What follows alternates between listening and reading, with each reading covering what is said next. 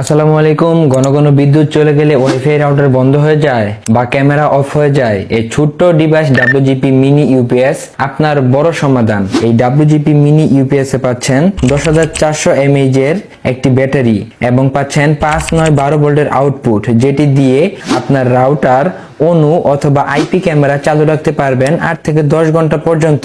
চলুন তাহলে আনপ্যাক করে ডিভাইসটি দেখা যাক। বক্সটি আনপ্যাক করার সাথে সাথে পেয়ে গেলাম ইউপিএস ইউনিটটি। এখানে পাচ্ছেন 3টি আউটপুট, প্রথমটা 5, তারপরটা 9, তারপরটা 12 এবং পাচ্ছেন 12 ভোল্টের একটি ইনপুট, যেটি দিয়ে আপনি এই ডিভাইসটিকে চার্জ করতে পারবেন। এবং এখানে একটি পাচ্ছেন এলইডি ডিসপ্লে, যেটি দিয়ে এই ডিভাইসটি কত পার্সেন্ট চার্জ আছে সেটি দেখতে পারবেন। এবং এর সাথে কি কি পাচ্ছেন চলুন দেখে নেওয়া যাক।